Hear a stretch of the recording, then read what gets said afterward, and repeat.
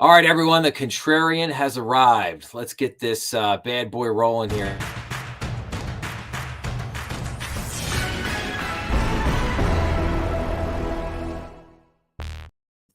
All right, how are we doing? How's everybody doing tonight? This is the Strategy Room. You are live here with the banker next door. I am your host for this evening, Dr. Joe Berquist. So we're gonna do what we do every week. We're gonna run through a whole lot of banking news. I'm gonna give you guys some economic indicator information. We're gonna run through a bunch of headlines. I've got some interesting stories for everybody at the end that I think people will be interested in. I should have a guest host at least hanging out with me at least for a partial bit of the time tonight. If anybody has seen any of the episodes where Alan Berkeley joined me for what we kind of called like banking conversations. So Alan will be popping in at some point here. But let's take a rundown of let's just real quick. Let's just look at some of the other episodes that I posted up this week. So we had episode 217 was P2P payment fraud, what you need to know. I thought that episode was actually really interesting in talking about so P2P is the peer-to-peer payment. So basically, if you're using Venmo or Zelle or Cash App, one of the other peer-to-peer payment apps, a lot of the kind of common fraud that goes on with those things and what you can do to kind of combat that fraud. So I thought it was a good episode. And then the next two episodes were kind of a review of some quarterly banking information. So it was like the first one, 218, was a review of FDIC, the quarterly banking profile for the second quarter of 2024, just kind of taking a look at the state of banking industry as a whole. That report is nice because it basically breaks down the big banks versus community banks and kind of gives you an indication as to what's going on with both. But really good report. Kind of said a lot of the things that were kind of typical right now, that like things are okay. They're steady, not great, but certainly not horrific by any means. But there's certainly still some how do you want to say it? Some clouds on the horizon. Episode 219 was a review of Bank Director's 2024 Ranking Banking Report, where they basically took the 300 publicly traded companies and ranked them on a number of different factors and basically tried to come up with their top 25 list, which was very, very interesting. Episode 220, do you know how heavily your state is regulated? I thought this was a really good and interesting episode. Because I talked about some of the regulations that were going on in banking right now, like the 1071, which is part of the Dodd-Frank Act. But then I also talked about I had a nice chart and kind of talked about like a state by state, how does your state look from a regulatory standpoint? So, and obviously kind of the states that you figured, like New York, California in there were kind of some of the typical for the most highly regulated states in the Northeast corridor of the country were, obviously some of the more heavily regulated. But then obviously Texas, surprisingly, jumping out is one of the most heavily regulated states on the list. And then we get into, how will AI be adopted into analyzing credit risk? Again, I thought that was a very interesting topic, basically looking at a kind of a number of different ways that like generative AI and some different types of AI could be integrated into banking. And I kind of broke down what I thought was things that are still very much a work in progress versus the things that I thought that bank executives would be more, more open to jumping into quicker. Then the next thing was episode 222 was, can trademarks in banking hurt your financial institution? And that was interesting because there was basically a research report that came out that looked at bank names and the trademarks that banks had on these names and how similar bank names can be detrimental to you if a bank fails. Like say you've got two banks named Citizens Bank, one of the banks fails, the other Citizens Bank still in business. The bank that survived, how much was that affected or negatively impacted by the name recognition or the similar trademarks in that fashion. So again, some interesting stuff there. So those were the 6 episodes that I kind of posted over the last week. If you haven't checked those out, go in and check them out when you get a second. Got a number of episodes, different things coming up this week. I think I've got so some of the stuff that should be coming up, I'm going to be doing an episode on the Basel III Endgame, just giving everybody an update on that. We're going to do an update on like credit card and auto loan debt and see, kind of what's going on there. I'm going to talk a little bit about that tonight. I've got tips for improving digital lending. What else we got? What small businesses want from their banks, which I thought was kind of, which a pretty interesting topic based on a survey.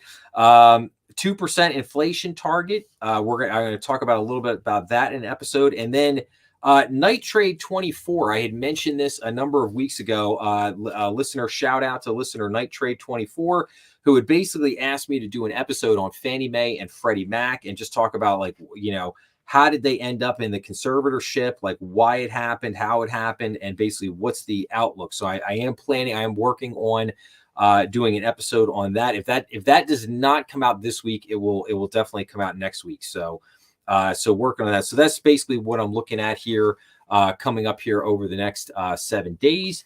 So let's get into real quick. I always like to let's look at some of the economic indicators that are going to be coming out this week coming up.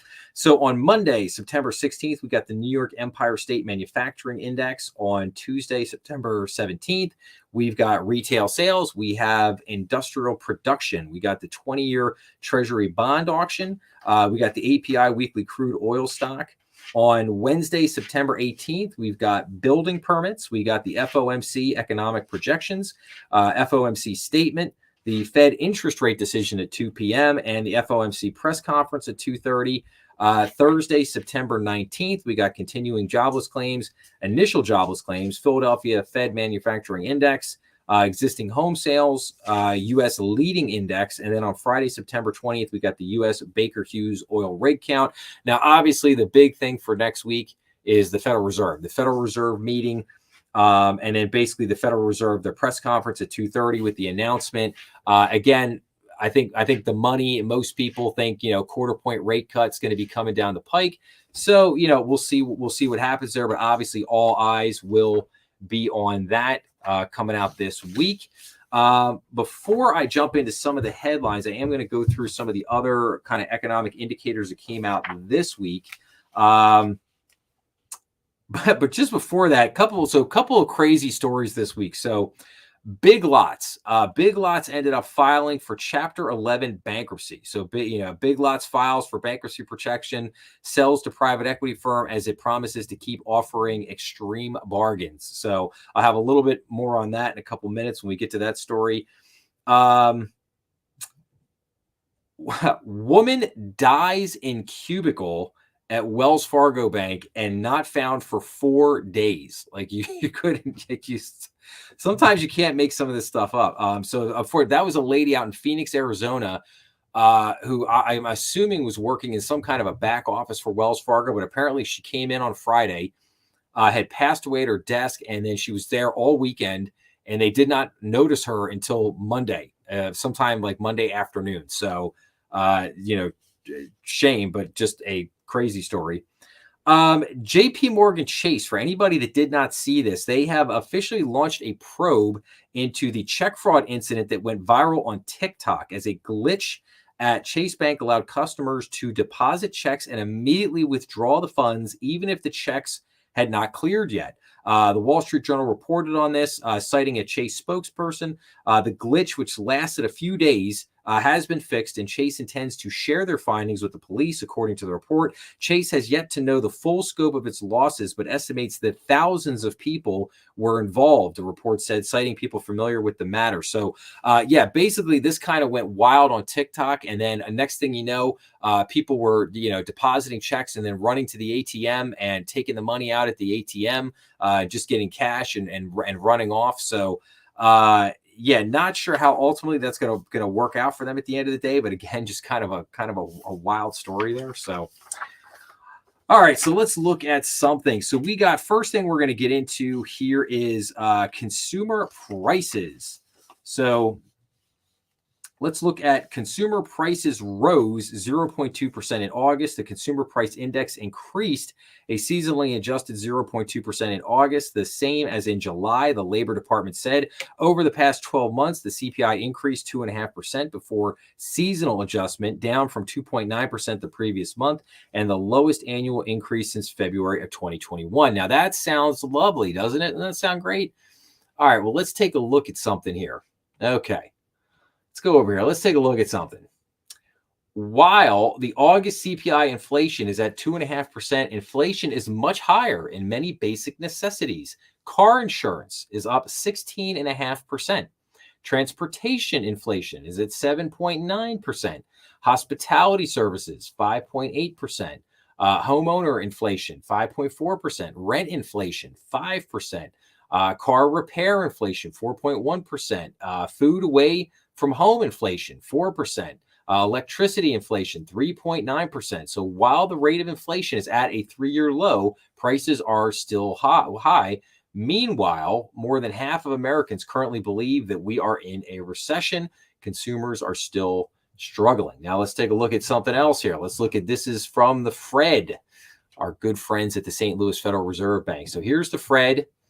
And let's take a look here. This is a chart. We're looking over here at the last year, CPI for the last year. And let's look here, March, 0.64%. So does that, like, in other words, like, does that look like 2.5%? Now, this is overall. This is all items. This doesn't exclude food and energy. That's their favorite thing. They like to take food and energy out and everything. So, we could see here that, so the end result here is that the headline inflation number may be going down, but some of these other numbers we're seeing are telling a different story. So, okay, wait a minute. Wait, everybody. I have our lovely guest here tonight, Alan Berkeley. How are we doing tonight, Alan? I am doing well. It was a late night on a Friday, so I apologize. That's okay, man. Glad you're able to join. Glad you're able to kind of jump in here. So I was basically just talking a little bit about economic indicators, and I was talking a little bit about, the CPI number came out this week, basically at 2.5%. And what I was just showing was a couple of things here. So this is a chart from the Fed, the St. Louis Federal Reserve Bank, and this is CPI showing all items, not excluding food and energy, but all items. And we can see here that, inflation still going up, and it's as at 0.64% as compared to the 0.25 that they like to, present in the headline number. And then I also went back and I showed from this person I follow here on X, the Kobezy letter, basically pointing out all the different items and the different inflation that is running hot in some of those items, like car insurance, for example, still running at 16.5%. So, so while the headline number looks good, we can see here that there's still a number of other items in the economy that are still running very hot as it relates to inflationary pressures. So, and so that's So again, so some pretty interesting things out there, but I'll tell you what, hang tight for just a second. I just want to run through some of these other things real quick. So I think I went through, going through that. So let's see here. What other economic indicators do I have? Okay. Consumer credit rises 6% in July. So consumer credit increased 6% in July after rising 1.2% in June. Wholesale inventories increased in July. So wholesale inventories, a component of gross domestic product, rose 0.2% in July, and we're up 0.4% from a year ago. Inflation expectations largely flat in August. Inflation expectations were unchanged in August at the short and longer term horizon, according to the Federal Reserve Bank in New York. Producer price rose. So we talked about the CPI, and this is now the PPI. So the PPI increased a seasonally adjusted 0.2% in August after it was flat in July. And the PPI is up around 1.7% over the past year, down from 2.1% in July. And then finally, I have the Small Biz Optimism Index declines in August. So the NFIB Small Business Optimism Index declined by 2.5 points in August to 91.2, erasing July's gain. The Uncertainty Index rose to 92, its highest level since October of 2020, with inflation remaining the top issue among small business owners. So isn't that kind of interesting, Alan, that we've kind of got this mix of data here? So we've got the headline numbers are saying that, oh, the PPI, the CPI, inflation's coming down. It's kind of right where the Fed wants it to be. It's in a good spot. Yet we still have all this data that shows us that the inflationary numbers are still high, and the small business index is still telling us that the inflation remains the top issue amongst small business owners out there. So I mean, what do you think? I mean, is it inflation still running hot, or is inflation getting under control? What do you think? Well, I do think first and foremost, Joe, you and I do not want to be Fed chairman right now. So, That's a fact. That's a fact. I believe it is still. I mean, again, it's unfortunately, monetary policy has been one thing, and fiscal policy has been another. I read something recently where I believe we were on track this year to exceed spending greater than what we did in 2008. So greater during the GFC for spending. So, it's I'm in the camp that inflation is running hotter than it's been communicated to us. I think the 50 basis point hike is off the table in next week. Quarter point, but I do agree with you in past episodes, Joe, that it's Powell's certainly does not want to go down as the Fed chair who did not slay inflation. So that's the thing. It puts him in a difficult position, and of course, as you discussed on this show, and thankfully so, because a lot of people aren't talking about it. What Janet Yellen has been doing with manipulating the duration of the Treasury profile. So Yeah. That's another thing too that I do think about, where okay, let's say we hike, or so we take 25 basis points off the table in September next week, and then we go ahead and she stops monkeying around with duration, and then we could possibly see a really quick, actually, steepening of the yield curve. With where was it? Norbini was the one who said that. I think it was we were 20 already. The 10-year 25 basis points below, were artificially below through manipulation of where it should be. That start to accelerate up, and obviously the 5 and 2 as well. And just to mention real quick, so I did an episode 207 was on called U.S. Treasury is Manipulating Interest Rates. And I did that whole episode on a recent study that just came out, basically calling the authors of that study basically called it ATI, which was like activist treasury issuance. That was the acronym, the term they had come up to describe what the Treasury was doing. And they lay out beautifully in that paper how basically what the Treasury was doing, the mechanism they had created there, was effectively the same thing as if the Federal Reserve was doing QE. It had this, basically the same effect, slightly different way of going about it, but the net effect was basically identical. And so they talk in that paper about how basically a lot of the stuff that the Fed has been trying to do with the tightening has been basically nullified by the actions of what the Treasury has done. So again, it's very interesting, and it paints. I think once you recognize that, it paints a very different picture of kind of what's been going on, particularly over the last year in our economy. And the biggest thing there is that they say that basically you've got $1 trillion now of debt that's going to have to be effectively termed out at some point. In other words, it's going to have to be put into bonds at a longer point on the maturity curve. In other words, 1 year, 2 year, 5 year, 10 year, whatever. and that's going to have to be sold. And the question is, who's buying it? Who's buying it, and what impact does that have on the market when you flood it with $1 trillion in bonds, basically, or treasury issuance?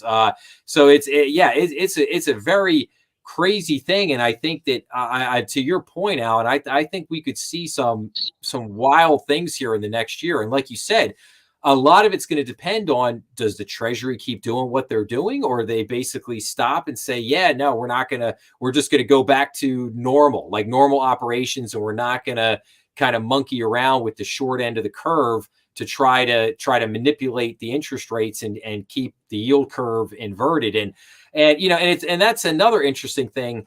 So this week, the yield curve all week long has been kind of flirting with reverting back to positive territory. But I would argue that it hasn't really done that yet, because while people are keeping their eye on the 10-year and the 2-year and looking at that spread has become just about, almost like break even at this point between the two. But if you compare like the 10-year to, say, like the 3-month or the 6-month Treasury, it's still deeply inverted by 100 basis points, 125 basis points. Like there's still a deep inversion there. So I think until you start to see that lower end of the curve really start to come down, and you start to see the higher end of the curve come up, and we get a truly steepening yield curve, I don't, but also, that may not be a good thing when that hits, because that could also signal a recession's coming soon. So I don't know. There's a lot of craziness right now, a lot of crazy stuff out there right now. But and I don't know. I mean, I am so very skeptical of the headline numbers right now, just because, I mean, we've all seen what's been happening and with the labor market numbers, the jobs reports that have just been, highly, and I think massaged is a kind word to use. These numbers have been highly massaged. And, we just had that report that came out a week or so ago, basically said that, they erased 800,000 plus jobs that never existed. And I keep saying we're going to get another revision downward in January. There's another one coming right behind this. So in another couple months, there's going to be another one that's going to come out, which is probably going to make the numbers look even uglier than what they are. So, so again, I think you just look at some of these things that are going on, and you wonder to yourself, is what we're seeing really real, or is really what we think we're seeing? So it's just, just very very interesting stuff to contemplate right now. And that too, Joe, along those lines. So you think of January, and you think, you think this month in September, we go ahead and we reinvert the 210 spread. All right. So historically, it's been what, 3 to 6 months later, where the batting average is 1,000, unfortunately, where you head into a recession. Places January, month 4 in that equation. January comes out, shows a lot less jobs than anticipated. Does that become the big sell-off? Yep. Yeah. Yep. Hey, I want to show you something here real quick. Check this out. This is auto insurance. This is CPI of auto insurance right here. Look at this chart. Look at this. This is 2020. It's the pandemic. And here's what's happened starting in 2021. I mean, it's almost like clown chart. Like what? Like what? 54% for CPI auto insurance. Look, I mean, that is just that's wild. Like looking at that, that's just like, wow. So, anybody who's opened up their auto statement here and basically said, hey, why is the cost of my auto insurance going up? I haven't gotten any tickets. I haven't gotten any accidents. Like my credit's good. Like why is my auto insurance going up? Well, here you go. Boom. Right there, it's like, and that's just one thing. That's not your food, your gas, your, taxes, like all that's just one thing. That's just auto. It's one thing. It's auto insurance. Well, Joe, Crazy. Joe, perhaps is we could have a politician that could come out and say we could subsidize that and put money in our hands to pay for that, because of course we all know that's going to help the problem. Correct. Of course. Of course. Of course. Yes. Throw money at it. That is never, no politician has ever been failed by simply throwing money at the problem. Just throw money at it. Absolutely. Absolutely. So, well, I'll tell you what, while I have you here, Alan, I do have a couple other things here. So I don't know if you saw this week, I had mentioned just a couple of crazy stories that came out this week. So Big Lots filed for bankruptcy this week. They ended up getting bought by a private equity firm, which I thought was really interesting. But it looks like they're going to stay open or keep the stores open. But I would imagine some of the stores are probably going to close. They're probably going to try to trim down on expenses and stuff like that. But I don't know. To me, like having a store like Big Lots, basically, going under. That kind of tells you like where the economy is right there. It kind of falls in with like Dollar General, Dollar Store. They've been kind of sounding the alarm for a couple months now, basically saying like, hey, the consumer is hurting. Consumers hurting. They don't have money to spend, and so it's an interesting, another interesting thing that's out there at the moment. Well, that actually goes back into your original comments about inflation. These were, Dollar General, McDonald's was another one, Big Lots, Yep. more or less recession resistant companies. And even though I know we're not supposed to be in a recession, that's what they tell us. We're not in a recession right now, but nevertheless, they're recession resistant. If you can't afford a $5 Big Mac, right, that should tell you everything just about inflation. Yep. Right there about our purchasing power as Americans. If the $5 Big Mac is too rich for our wallets right now. Yeah, no, absolutely. And then a couple other crazy stories. So this poor woman, I feel so bad, but it's just so this woman died at Wells Fargo and they didn't discover her body for 4 days. This was out in Phoenix, Arizona. I'm assuming this was like a back office for Wells Fargo, but she came in on a Friday. She passed away at her desk. Nobody noticed. She sat there all weekend, and it wasn't until Monday afternoon that they noticed that this poor woman had died in her cubicle. Like it's just like crazy. And then did you hear about the story at JP Morgan that happened in New York that went viral with the TikTok where the people were depositing the checks and then immediately taking the money out of the ATM? So I talked about that a few minutes like before you came on. Like that was kind of a wild story. Apparently, JP Morgan had kind of a glitch, as it were, in their system. But then, people put this on TikTok.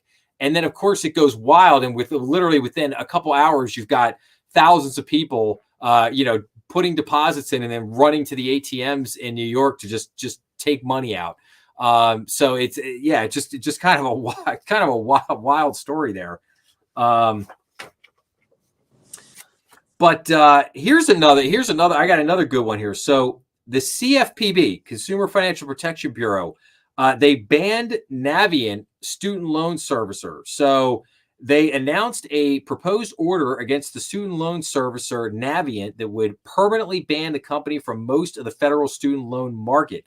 The proposed settlement, if entered by the court, the proposed order would permanently ban Navient from servicing federal direct loans and would forbid the company from directly servicing or acquiring most loans under the Federal Family Education Loan Program. Navient would have to pay a $20 million penalty and provide $100 million in redress for harmed borrowers. The allegations. So the agency said Navient steered numerous student loan borrowers into costly repayment options and deprived student borrowers of more affordable income-driven repayment plans. So my take on this is that when I took out student loans to go back and get my MBA and to get my doctorate, when I took those loans out, I was dealing with Navient. And being a banker, I saw Navient do what I would describe as some very shady things. I literally had my loan set up on auto payment because they would give you 0.25% off on the interest rate if you set it up for auto repayment, whatever. So I did that, and then literally 1 month they just went in and just turned it off. They just turned it off. And Yeah. it was like, and I'm sitting there, and like a month or so goes by, and then I get this call, and it's like, hey, you didn't make a payment or whatever. And I'm like, well, I don't understand. Like, why did this get turned off? And they were like, I'm like, I didn't do anything. And they're like, oh yeah, well, they admitted, like, oh yeah, we turned it off. I'm like, okay, well, why did you turn it off? Who turned it off? Why did you do that? Oh, well, I don't know. So they ended up, correcting the problem. Like, I didn't get like dinged on my credit or anything for it. But then the bigger issue came when they went to set it back up. So when they went to set back up the auto payment, they literally screwed up the amortization on my loan and had messed up the loan number of loan payments. And I mean, it got like way messed up. And they changed the loan payment, and I came back to them and I was like, listen, guys, I'm like, I have a promissory note. And then I got the person on the phone, and they tried to say like, oh, well, I said, this isn't right. I said, my amortization's not right. My number of loan payments made is not right. My monthly payment's not right. I said, this isn't, and, and the person I talked to on the phone kind of gave me this runaround, gave me all this nonsense, and then finally came back and said, oh, well, it's fine. Like, it's not that big a deal, whatever. And I said, no. I said, no, I have a promissory note with you. I have a loan agreement with you in writing. These are the terms and conditions of the deal. Like, you have to honor that. Like, you have to, if I'm paying you every month, this has to be set up. I said, otherwise I'm going to end up paying more interest than I should. I'm going to have more payments than I should. Like, you can't just arbitrarily, like, it was just a crazy thing. And it took me literally like a couple of months to get the whole thing sorted out. And I never quite felt like, even after that was over, like, I mean, I paid the loan off way early and all the other stuff, but I just felt like after that, it still was never quite right. And I would get these kind of weird interest calculations and things on the loan that I thought were just not right. And, because again, when you're in, I'll put it to you this way, when you're in banking, and you're used to looking at loans all the time, and you're used to looking at amortization schedules all the time, and you kind of see that, okay, yeah, there's a little bit of fluctuation from time to time in the interest that's paid. And that could be, the number of days in the month, just different factors that play into that. But this was off way more than it should have been. And again, and I would call in sometimes and ask like, hey, this doesn't seem quite right here. Like, why is this doing this? Why is this happening? And so I just had a couple of experiences with Navient that I thought were just really, I just thought like I couldn't tell whether some of this was just being done because of like incompetence, or whether it was, there was, things being done more on purpose. It was very hard to determine that. But again, I mean, Navient's been sued by a number of times by a number of different organizations and stuff over the years. So I like I said, I just thought it was an interesting story. I thought it was something interesting that was out there, Well, I wonder, it could probably be both. You could hire incompetent people and then have plausible deniability. Yeah, true. I also think it's interesting that Navient is headquartered right down in Wilmington, Delaware, not too far. Yeah, not too far away from us. So I used to drive. Funny enough, when I got my doctorate at Wilmington University down in Delaware. So like when I would drive to Wilmington's campus, I had to go down there one night a week. And so when I would drive down there to their campus, I actually drove going right down like 202 to 95. Okay. You cruise right past the city of Wilmington, and now I would always see Navient's headquarters right there on the left-hand side as I was driving by. But just a weird thing there. So anyway, all right. So let's see what else I got here. So what are some things that I'll tell you what, let's look at a couple other things here, Alan, while I got you on here. Absolutely. I'll get your take on a couple other things here. So let's do this. Let's go in here and we'll look at some of these artists. So I had a couple of, I was going to save some of these till the end, but I figure I'll share them with you now. So a couple of very interesting articles here from the Wall Street Journal. So this one was the crushing financial burden of aging at home, and basically families face soaring costs and mounting pressures in taking care of loved ones. And basically, the article goes on to say that this lady Christine spends about 240,000 a year for 24-hour in-home care for her husband who has Alzheimer's. In Illinois, another lady named Carolyn, her dad exhausted his savings and took out a home equity line of credit to pay for home health care. Tracy closed her business to take care of her mom in Florida. In California, Cheryl delayed retirement to help pay for care and home modifications for her wife who has dementia. And then it just basically says soaring costs of in-home care, medical advances that extend lives but require ongoing help, and the growing rate of older baby boomers are creating new pressures. Spouses, adult children, and siblings are putting their lives on hold to care for relatives, wrestling with sleep deprivation and constant worry. Families are draining savings to hire help and pay for medical care and modify homes. So it's just, like I said, I thought it was a very kind of timely article that really goes into the burden that people have today with basically Gen X, I think, is often described as kind of the sandwich generation. We've got aging parents and we've got kids, and and it's like we're getting hit with you're trying to pay and take care of your kids, but then you've also got parents that could have very expensive medical needs, and depending on what their situation is, can you afford to put them in a home? Can't you? I mean, again, like we had that one example there, that woman was paying 240,000 a year, and that was to have basically a nurse 24 hours a day be at their house servicing them. But I mean, if you were in an assisted care, what they call like a memory unit, I mean, you could be paying just as much money for that. I mean, you could be paying, that could be 250 grand a year, 300 grand a year. It's like it's a huge huge cost. So I mean, think about that.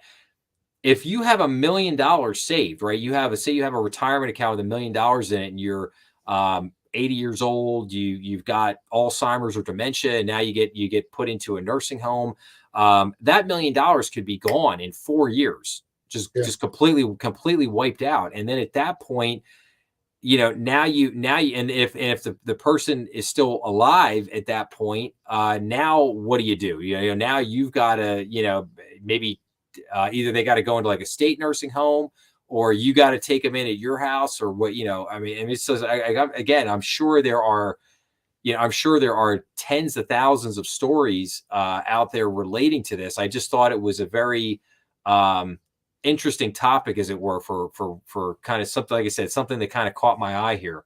So it is unfortunate to just see people lose everything that they've worked for from a wealth standpoint just for care. And too, Joe's, we're both in the X, but our parents were savers. Our generation and generation below are consumers. So I think there's like a study. I mean, the percentage of people with like even as much as $5,000 in their savings account is staggeringly low, which is alarming. So when they reach that stage where their parents are there, I don't know, that's tough. That's tough. I certainly don't envy anyone going through that now or in the future either. Well, and I think as a banker, I think you have to pay attention to this, because you have customers that could potentially get into trouble with stuff like this. It's like if you have an aging customer base, and and again, I think it also gets back to that notion of I think it could be a very difficult conversation to have. Like say you have a customer who's 80 years old. Maybe they've always been in real estate. They've got a number of real estate properties. Maybe they have a couple mortgages with you on a couple investment properties.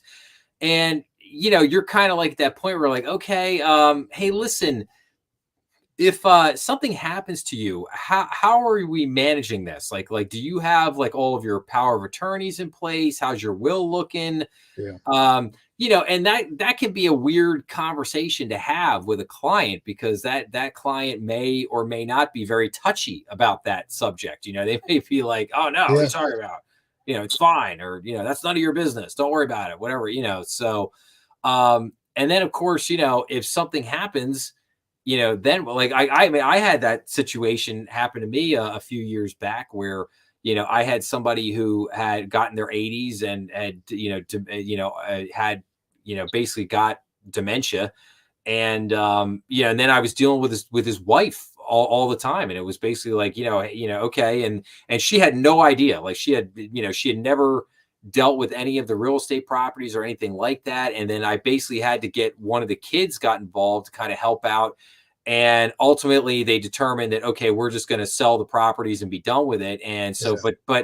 but even so, even when you make the choice to do that, that's not like something that happens in 5 minutes. I mean, that could take that, in that particular case, it took about 8 months to, to basically sell all the properties and, Yeah. and take care of the estate and all that kind of stuff. So it's, like I said, I just think that, like, this is something to pay attention to, because it could creep up on you. Like, it can creep up Yeah. on you real quick. And these are problems that can hit your customers hard, and then ultimately hit, a loan relationship hard if things aren't watched out for. So, all right. So there's that. And then here's another interesting one. And this is from a local company here, Susquehanna. So why this Wall Street firm wants its traders to play poker? So they have their guys playing poker all the time. So trading giant Susquehanna uses Texas Hold'em to teach its teams to make the most of risk. We ask some traders to play and walk us through their hands. So they have, a whole video here on this, but basically it says here, young traders who join the trading giant Susquehanna International spend at least 100 hours playing cards during a 10-week training program. When the stock market closes at 4 p.m., they often head straight from the trading floor to a dedicated poker room at the firm's headquarters in the Philadelphia suburbs. Jeff Yass, Susquehanna's co-founder, sometimes joins in. So Jeff Yass is basically a billionaire who lives not far from Alan and I. He's a local guy around the kind of the Delaware Valley area. Susquehanna is down in Philly, and they have I guess they have a headquarters out in the suburbs here. I'm thinking maybe Conshohocken. Does that maybe over there? Yeah. Or I think Conchi, I think you're correct on that. so, but yeah, I like I said, I just thought this was interesting because they went through a trading program where they actually traded, played poker for 100 hours. Like I'm like, where do I get into that Wow. training program? Can you sign me? Can you sign me up for that one? I had a much different training program. Yes. Yeah, Yes. not nearly as fun. No, my training program was extremely boring. It was like, okay, we're gonna give you all these basic, like, case studies, and then you're gonna create write-ups. You're gonna underwrite these. You're basically gonna underwrite these loans. And instead of doing 10 weeks, I did that for 9 months. I did it for 9 months. I was practicing write-ups and putting together all these different types of deals. I mean, it was looking back on it now, it was neat because, I got, it was an interesting experience, and I saw, dozens of different kinds of all different kinds of shapes, deals. I mean, $1 million deal, $50 million deals, $10 million deals, like all these different size and type structures with different complexities to them and things like that. But it was, but yeah, no, this just sounded like a whole lot of fun. 100 hours of playing Texas Hold'em. I was like, yeah. I was like, I'm all about it. But it is interesting because I could see how, if these guys are traders and, and they're trading money for Susquehanna, I could see how, poker, the strategies, from being myself as someone who loves poker and has played a lot of it. I could definitely see how a lot of the strategies employed can be, taken directly over to trading, because you're basically dealing with probabilities. You're dealing with, okay, I get an ace king, what's the probabilities that, more high cards are going to come out when that, hand is dealt, that kind of thing. So, and then what is the probability of getting a full house or a flush or a straight flush or a royal flush? You look at those probabilities, and that, can kind of go hand in hand with trading. So yeah, it's just interesting stuff there. So, okay, so let's see here. Okay, so this was interesting. This was credit scores without debt. how fintech cards baffle the credit industry. So credit builder cards let users deposit money to pay bills. The fintechs say that this should count as borrowing. So fintechs with names like Chime Financial and Credit Sesame, as that says me, Sesame, are advertising an unusual perk on some of their products. Customers can boost their credit scores without ever borrowing. Oh, wait a minute. Hang on. What happened here? I got hit with an ad. All right, where's this? I got hit with an ad. How do I turn the ad off? I can't get rid of the ad. Maybe perhaps scroll through it. That's what I was trying to do. I was trying to. I feel like it's like a pop-up ad. I can't click out of it. Stupid ads. All right.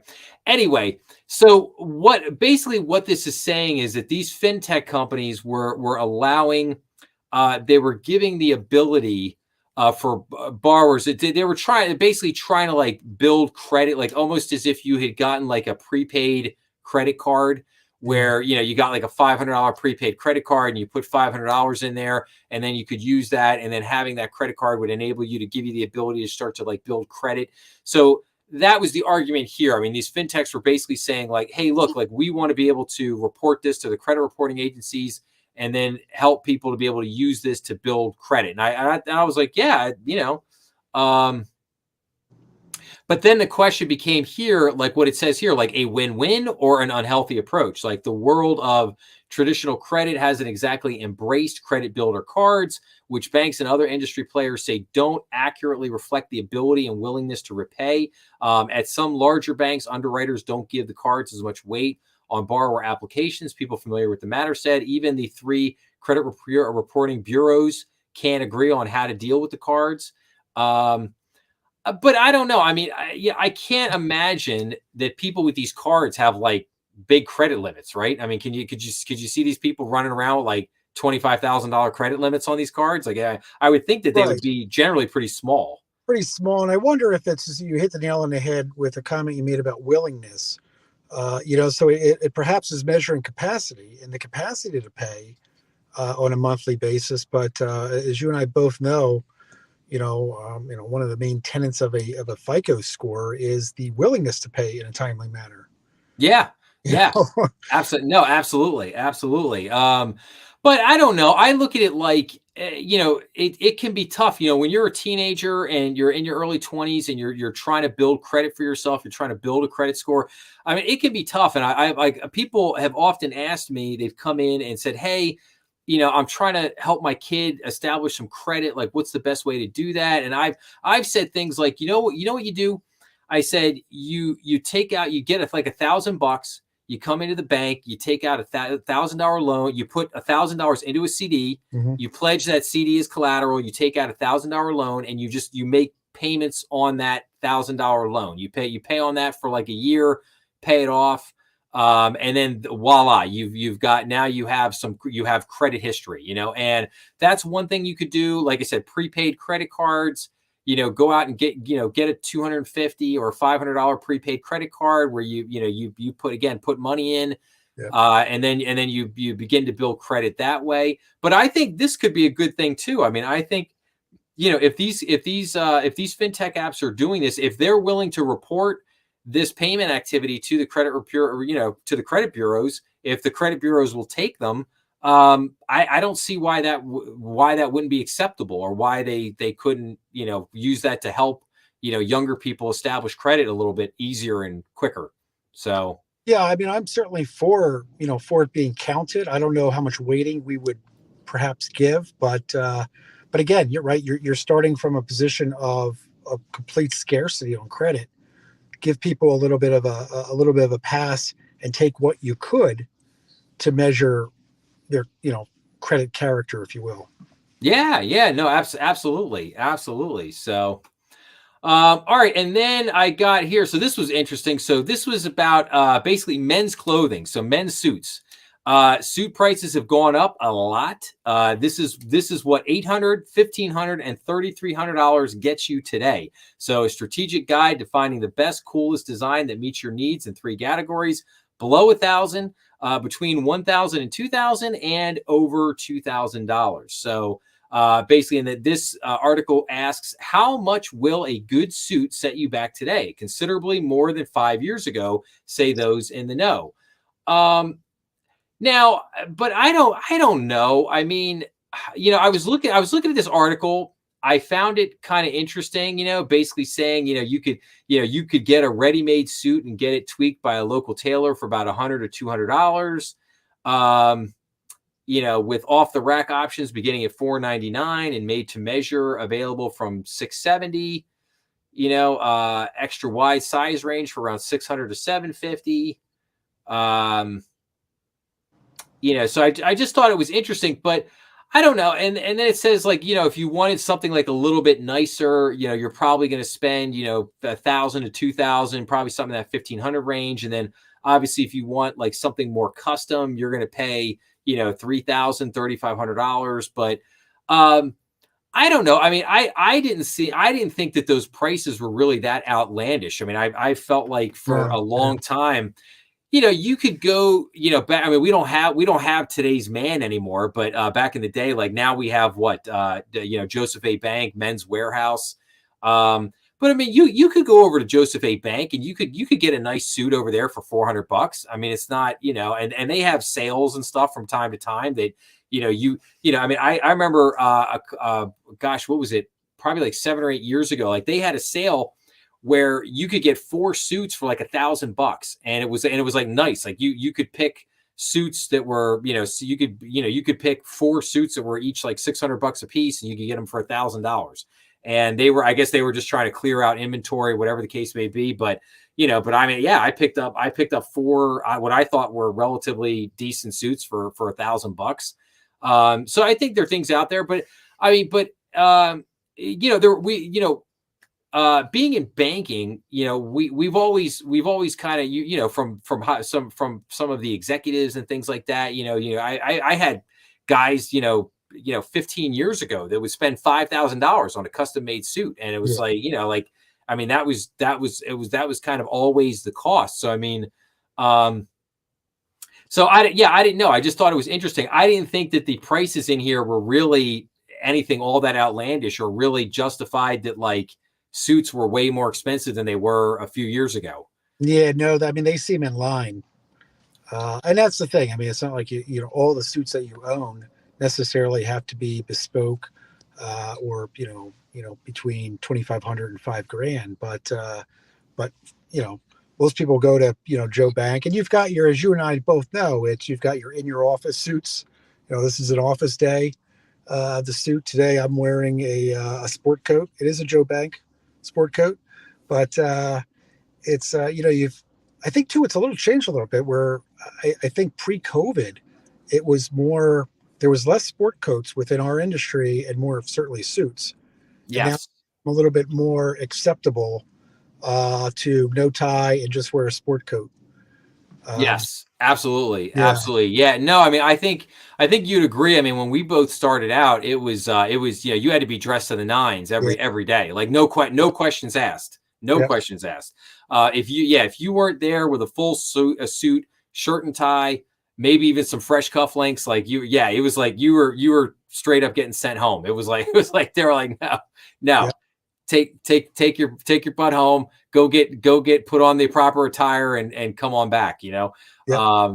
They weren't messing around back in the day. And yeah, so like I said, it was an interesting article. I actually did an episode. I did an episode called "Do Clothes Make the Man?" and the reason why I did I that remember that. episode, yeah, and I actually thought it was a really good episode because I actually looked into more of the kind of philosophy, if you will, of why you should dress a certain Yeah, way, why you should look a certain way. If I can remember my father, I can remember other, older people that I knew in life as I was growing up that would tell me, look, you don't dress for the job you have, you dress for the job that you want, and yeah, and so like, because people would say, oh, I'm 23 and I don't have the most I don't know, important job in the world or whatever, and it's like, but that's not the point. The point is you're trying to make people see that, hey, like, oh, hey, look at this guy's got the appearance. This person has the appearance that, hey, one day I could see them in a higher role, or I could see them in a more important role, whatever the case may be. Um, and and I talked about how, especially like when you work in financial services, and if you are handling people's money, if you're managing their money, taking their deposit, whatever the case may be, uh, there is just a certain amount of professionalism that you want to project to that person. Again, you're trying to give that individual trust that you are going to you're going to handle their money, and you're going to handle it appropriately in the way that they're asking you to, and the way that they're expecting it to be to be handled. And like I said, and clothes are just they're a big part of that. I mean, projecting the right image, Mhm. projecting the right look. I mean, it is important. It's important that it gets into the way you carry yourself, the way that you project yourself to other people. It's a self-confidence thing. It's like I always go back to Jerry Rice. Jerry Rice had this thing. He had this whole plan. So like when he went in before a game, he would lay his entire outfit out on the floor. And I mean everything. From his shoes to his socks, his pants, his jersey, his gloves, his helmet, like it would all be laid out perfectly on the floor. And he had to make sure that everything was exactly right, exactly perfect, exactly as it should be. And then he went and then he put it all on. He checked himself out in the mirror. He went through this whole routine, every single game, same routine, Wow. religiously. And if anything was just the slightest bit out of place, he was like ran down the hall to the equipment room, to the trainers, and was like, "Yo, you got to fix this. I need another set of gloves. I need another wristbands. I need whatever." And they knew that, like, I have to get this for Jerry, and I have to get it right now. And so somebody said to him, "Well, why did you do all that? What was the point of going?" And he said, "It was a psychological thing. I felt like if I looked great, if I looked good, then I felt good, and if I felt good, I would play good, and it was just that whole mindset. And I feel like it's the same thing in the business world. If you look Yeah. good, you feel good, you feel self-confident, you feel good about yourself. And how if you feel good about yourself, if you have self-confidence, that is going to project to other people are going to see that. So again, I mean, how you dress is critically important. And while and I've often said on this too, Alan, is that I have felt that dressing business casual is in certain ways more challenging than just putting a suit on, because you Yes. buy a suit, it's just, okay, here's my white shirt and a Yep. tie and a blue pinstripe suit, whatever. It's pretty simple, it's pretty straightforward, Yeah. but business casual, now all of a sudden it's like, oh, okay, well, what type of pants am I wearing, and am I wearing the right kind of shoes, and the belt, and Yeah. the right shirt, and the sport jacket with this, and maybe I got a sweater in here, and this and that. There's all these different kind of different style and combination choices. And there's some things that may be more appropriate for outside work or for happy hour, as opposed to Yep. like the office setting. So it definitely gets, I think, dressing casually but doing it in a kind of a smart, effective way. I think it does take a little bit of work. I think it's not always as easy as like, oh, well, I'll just go grab a pair of pants and a shirt off the rack and I'm good. It's like you know uh And truth be told, you're 100% correct, because to this day, I wear more suits than I do dressing casual for that mhm. exact reason. It's just Yeah. simpler. It's just a whole lot simpler. Yeah, so it's like, so again, I'd be very interested. Hopefully, sooner or later, some people will kind of chime in on this and we'll get some different comments from people as to how they may feel about this or whatever. But yeah, like I said, so just something I thought was just some things here that I thought were rather interesting, that kind of caught my eyes, of different, kind of different topics to talk about that weren't necessarily part of the usual thing here. So So let me run through a couple things here. Let me see a couple other articles. We got one here. Multifamily stress rose at U.S. banks in the second quarter. So U.S. banks reported elevated pressure on their multifamily loan books as elevated interest rates continued to hit borrowers. So definitely, banks' multifamily loans rose 0.8% quarter over quarter and 4.1% year over year to $624 billion in the second quarter. Net charge-offs on multifamily loans were 0.09% on average loans versus 0.05% a quarter earlier and 0.04% a year earlier. Now, I think you know as well as I do, Alan, that 0.09% is not necessarily a number to panic over.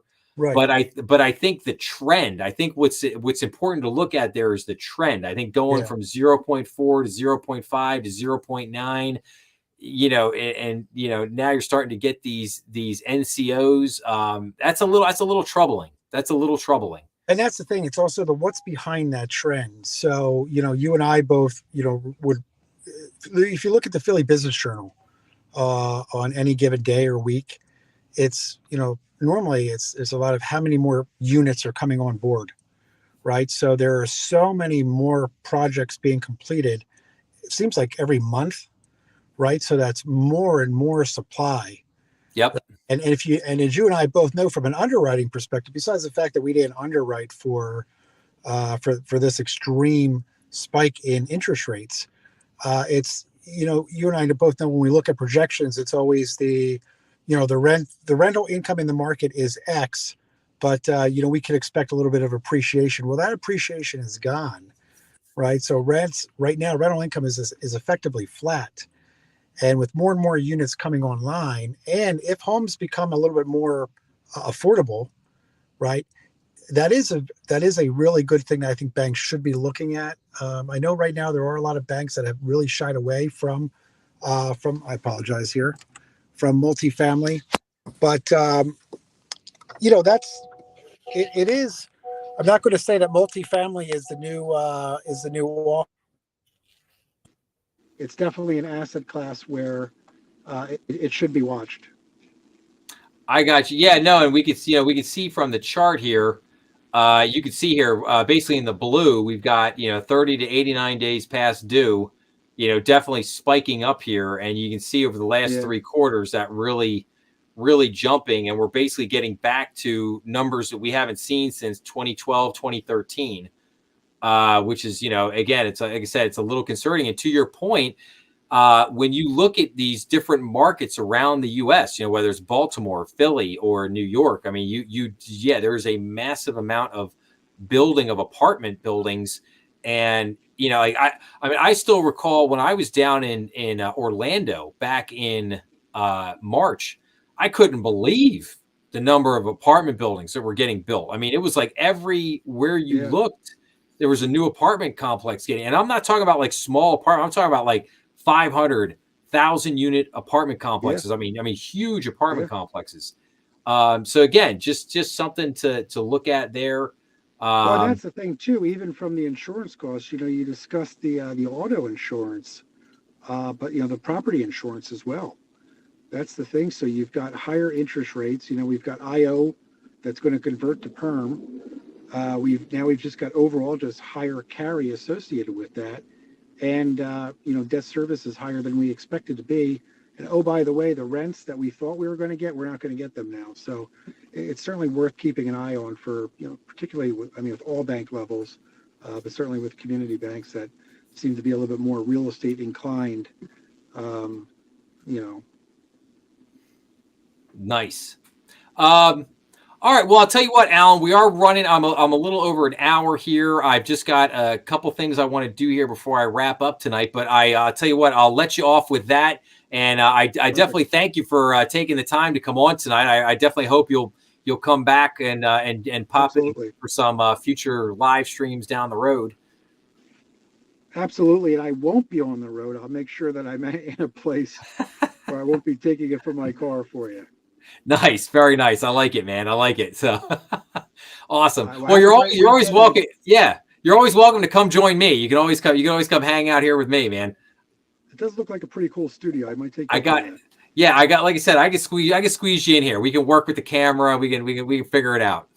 Nice, nice. uh, Very good. Again, thanks again for having me on, and have a great weekend. Okay, Joe. you got it, brother. Thank you, man. Take care See now. ya. Bye.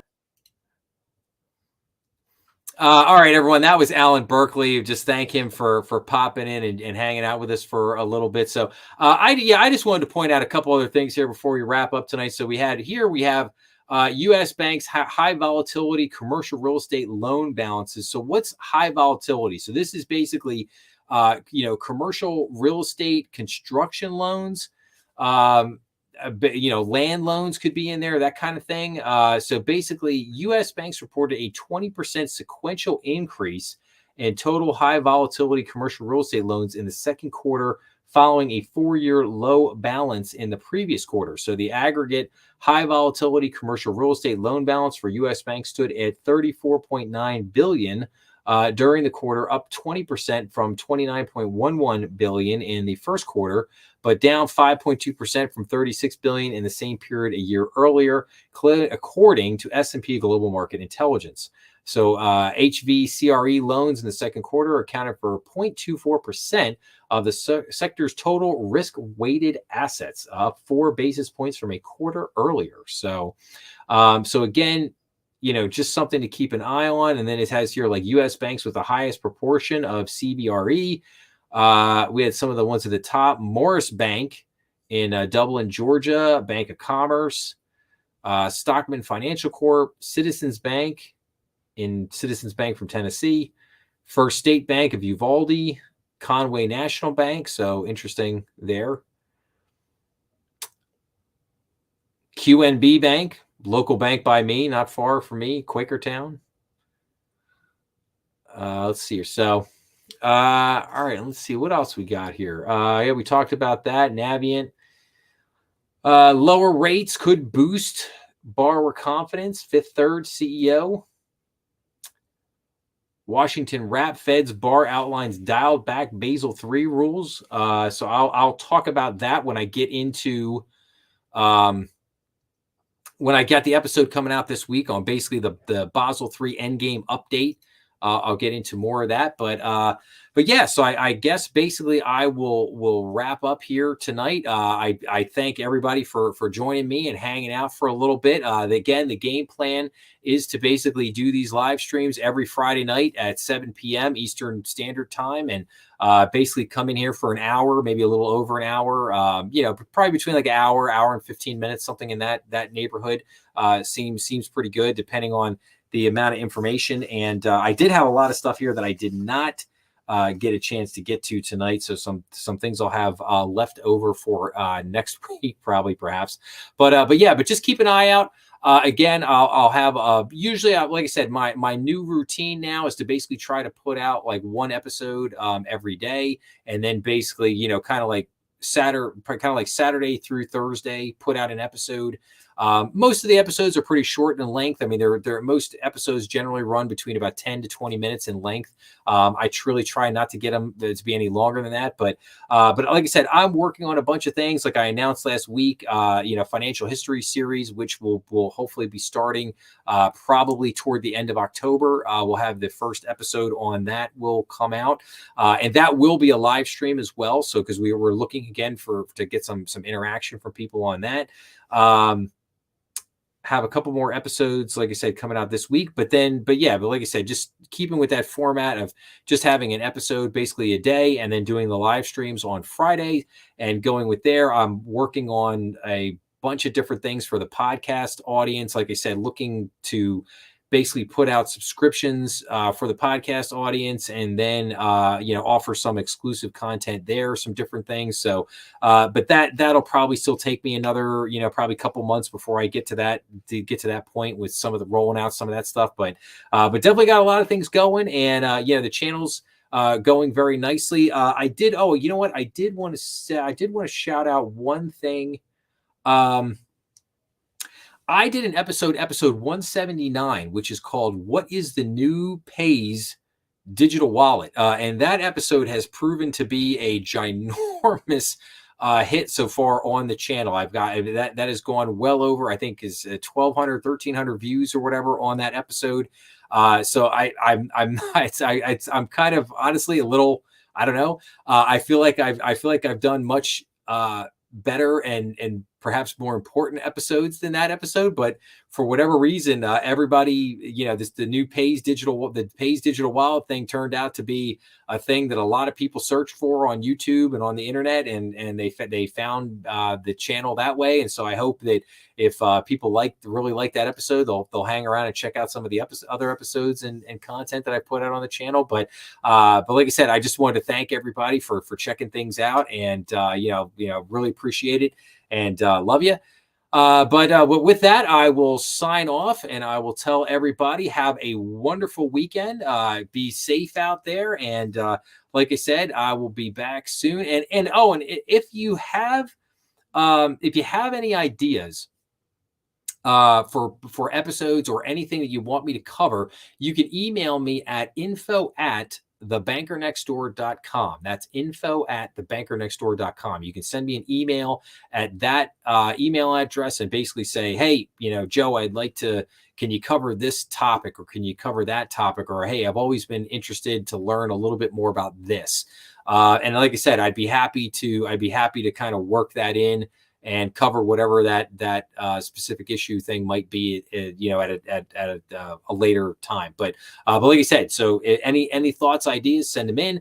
I am working on a number of interviews for the next. It will be over the next month or two. I've been lining up 7-8 different people. So should start hoping within the next week or two. I'll be streaming out some more interviews for people to check out. And yeah, so we'll go from there. So like I said, I hope everyone has a great weekend. Talk to you soon. Be safe out there. See you.